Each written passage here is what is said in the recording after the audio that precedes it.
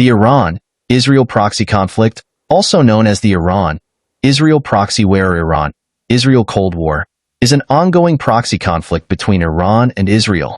In the Israeli-Lebanese conflict, Iran has supported Lebanese Shia militias, most notably Hezbollah. In the Israeli-Palestinian conflict, Iran has backed Palestinian groups such as Hamas. Israel has supported Iranian rebels, such as the People's Mujahideen of Iran, conducted airstrikes against Iranian allies in Syria and assassinated Iranian nuclear scientists. In 2018, Israeli forces directly attacked Iranian forces in Syria. Motivated by the Periphery Doctrine, Imperial Iran and Israel had close relations, seeing Arab powers as a common threat. After the 1979 Islamic Revolution, Iran cut off relations, but covert ties continued during the subsequent Iran-Iraq War. Iran trained and armed Hezbollah during Israel's 1982 invasion of Lebanon and continued to back Shia militias throughout the Israeli occupation of southern Lebanon. Even before 1979, Iranian Islamists had materially supported the Palestinians. After 1979, Iran attempted relations with the Palestine Liberation Organization, and later with Palestinian Islamic Jihad and Hamas. Israel fought a war with Hezbollah in 2006. Israel has fought several wars with Palestinians in and around the Gaza Strip. In 2008 to 2009, 2012, 2014, 2021, and 2023 to 2024. The 1982 Lebanon War and Israel-Hamas War have been the deadliest wars of the Arab-Israeli conflict. Various reasons have been given for the Iran-Israel conflict. Iran and Israel had previously enjoyed warm ties due to common threats, but by 1990s the USSR had dissolved and Iraq had been weakened. Iranian Islamists have long championed the Palestinian people, whom they perceive as oppressed. Scholars believe that by supporting the Palestinians, Iran seeks greater acceptance among Sunnis and Arabs, both of whom dominate the Middle East.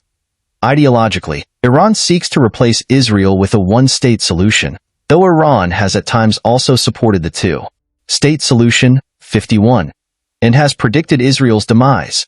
Israel sees Iran as an existential threat and accuses its regime of harboring genocidal intentions. Consequently, Israel has sought sanctions and military action against Iran to stop it from acquiring nuclear weapons.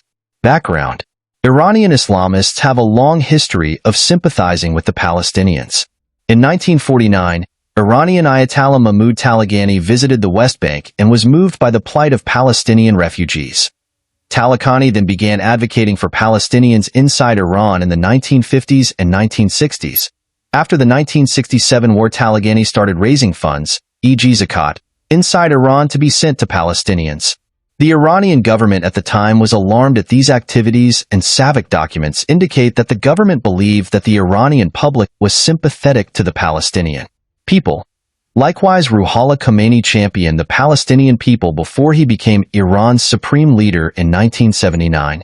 He also criticized the Pahlavi dynasty's ties with Israel, viewing Israel as a supporter of the Pahlavi regime. Following the 1979 Iranian Revolution, Khomeini's new government adopted a policy of hostility towards Israel. The new Iranian government saw Israel as a colonial outpost. Iran withdrew recognition of Israel as a state and severed all diplomatic, commercial, and other ties with Israel, referring to its government as the Zionist regime and Israel as occupied Palestine. Despite the tension between the two countries, Israel provided support to Iran during the Iran-Iraq War from 1980 to 1988. During the war, Israel was one of the main suppliers of military equipment to Iran and also provided military instructors. Israel gave direct support to Iran's war effort when it bombed and destroyed Iraq's Osirak nuclear reactor in Operation Babylon. The nuclear reactor was considered a central component of Iraq's nuclear weapons program. The 1982 Israeli invasion of Lebanon resulted in the departure of the Palestine Liberation Organization, PLO, from Lebanon. The ensuing creation of the security zone in South Lebanon temporarily benefited Israeli allies in Lebanon and the civilian Israeli population.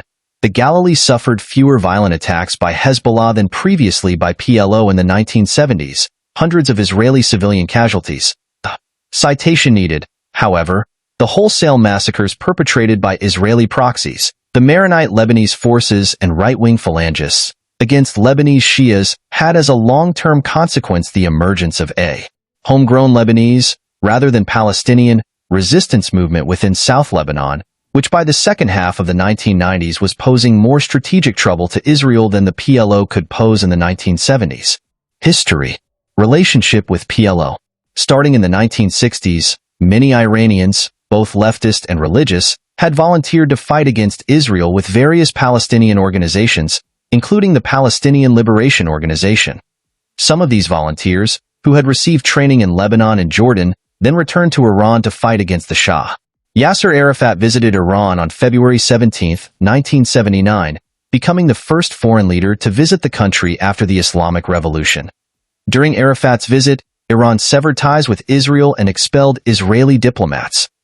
The PLO found Iran's revolution inspiring, given that Khomeini, who had been exiled from his homeland, defeated a militarily powerful enemy supported by the U.S., something that the PLO thought it could replicate against Israel. On the other hand, Palestinians felt Arab nationalism was at a dead end. Arabs were defeated in the 1967 war, Jordan expelled the PLO in 1970, and Egypt recognized Israel in 1978. During the Iran hostage crisis, PLO attempted to mediate with the Iranian students, but failed. In addition, secret documents were allegedly discovered at the U.S. Embassy detailing Israeli support for the Shah's regime. At the start of the Iran-Iraq War, Yasser Arafat tried to mediate between Saddam Hussein and Khomeini. Arafat feared the war would distract from the Palestinian cause. Arafat traveled personally on September 20, 1980, to Baghdad and Tehran, but his efforts were unsuccessful. Arafat eventually sided with Iraq during the war. Despite this, Iranian leaders kept a pro-Palestinian stance. Israeli occupation of Lebanon. In 1982, Israel invaded Lebanon. The leaders of the Lebanese Shia community appealed to Iran for help. Khomeini sent his defense minister and military leaders to Syria to assist, but eventually concluded that Iran could not fight a two-front war given its ongoing war with Iraq.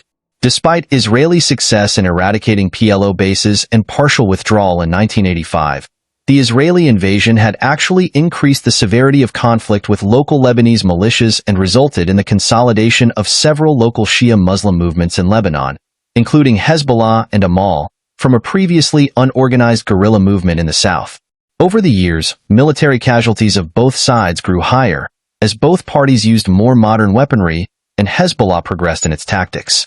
Iran supplied the militant organization Hezbollah with substantial amounts of financial, training, weapons, explosives, political, diplomatic, and organizational aid while persuading Hezbollah to take action against Israel. Hezbollah's 1985 manifesto listed among its four main goals Israel's final departure from Lebanon as a prelude to its final obliteration. According to reports released in February 2010, Hezbollah received $400 million from Iran.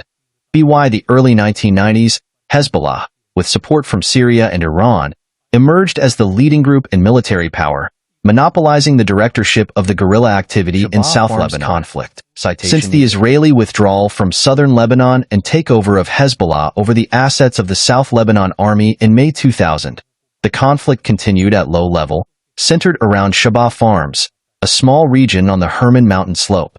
With the election of Iranian hardliner Mahmoud Ahmadinejad in 2005, relations between Iran and Israel became increasingly tense as the countries engaged in a series of proxy conflicts and covert operations against each other.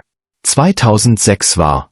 During the 2006 Lebanon War, Iranian Revolutionary Guards were believed to have directly assisted Hezbollah fighters in their attacks on Israel. Multiple sources suggested that hundreds of Revolutionary Guard operatives participated in the firing of rockets into Israel during the war and secured Hezbollah's long-range missiles. Revolutionary Guard operatives were allegedly seen operating openly at Hezbollah outposts during the war. In addition, Revolutionary Guard operatives were alleged to have supervised Hezbollah's attack on the INS Hanat with AC-802 anti-ship missile.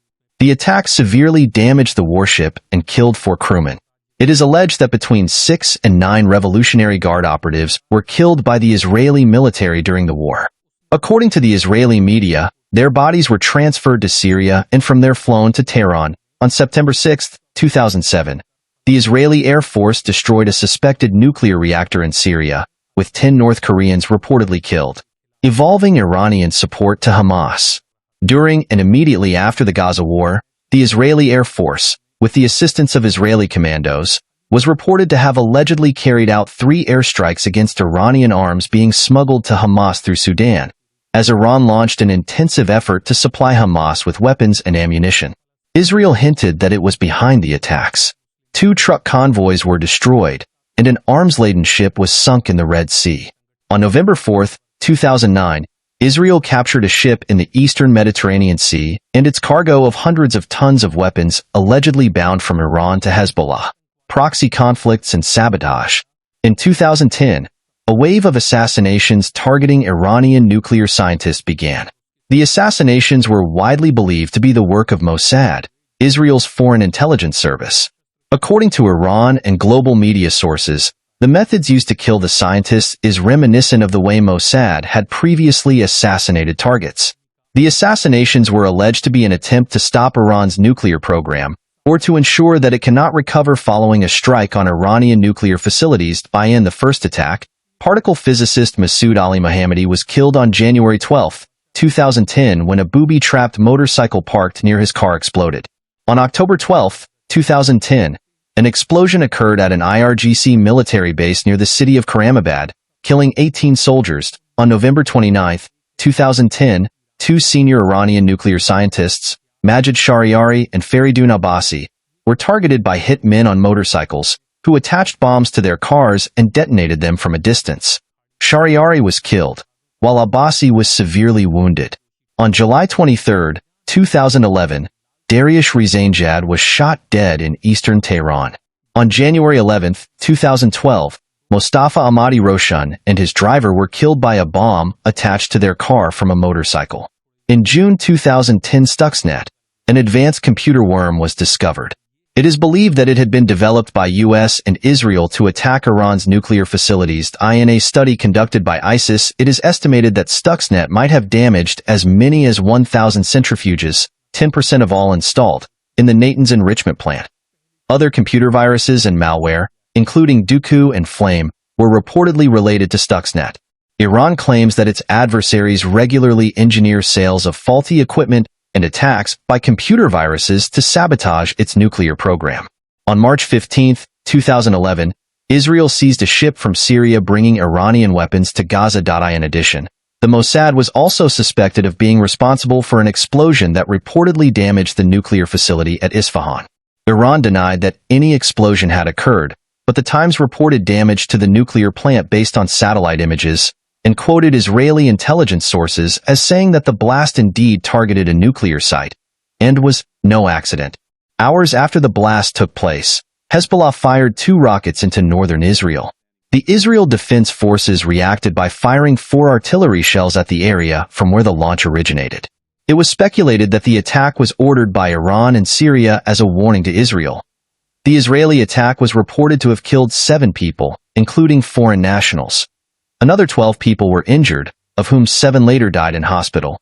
The Mossad was suspected of being behind an explosion at a Revolutionary Guard missile base in November 2011. The blast killed 17 Revolutionary Guard operatives, including General Hassan Muqaddam, described as a key figure in Iran's missile program. Israeli journalist Ron Benishai wrote that several lower-ranked Iranian missile experts had probably been previously killed in several explosions at various sites. In response to Israeli covert operations, Iranian agents reportedly began trying to hit Israeli and Jewish targets. Potential targets were then placed on high alert. Yoram Cohen, the head of Shin Bet, claimed that 3 planned attacks in Turkey, Azerbaijan, and Thailand were thwarted at the last minute. On October 11, 2011. The United States claimed to have foiled an alleged Iranian plot that included bombing the Israeli and Saudi embassies in Washington, D.C. and Buenos Aires. On February 13, 2012, Israeli embassy staff in Georgia and India were targeted. In Georgia, a car bomb failed to explode near the embassy and was safely detonated by Georgian police. In India, the car bomb exploded, injuring 4 people. Amongst the wounded was the wife of an Israeli Defense Ministry employee. Israel accused Iran of being behind the attacks. The following day, 3 alleged Iranian agents were uncovered in Bangkok, Thailand, thought to have been planning to kill Israeli diplomatic officials, including the ambassador, by attaching bombs to embassy cars. The cell was uncovered when one of their bombs exploded. Police responded, and the Iranian agent present at the house threw an explosive device at officers that tore his legs off, and was subsequently taken into custody.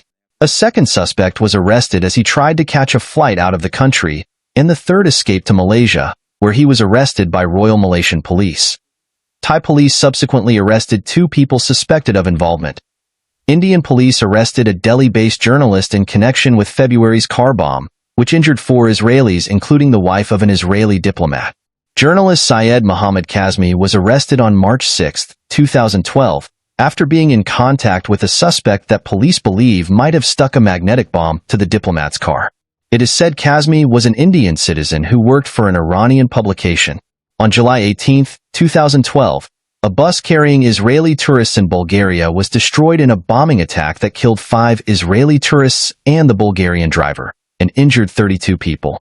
Israeli Prime Minister Benjamin Netanyahu blamed Iran and Hezbollah for the attack. In July 2012, a senior Israeli defense official stated that since May 2011, more than 20 terrorist attacks planned by Iranians or suspected Hezbollah agents against Israeli targets worldwide had been foiled, including in South Africa, Azerbaijan, Kenya, Turkey, Thailand, Cyprus, Bulgaria, Nepal, Nigeria, and Peru, and that Iranian and Hezbollah operatives were incarcerated in jails throughout the world.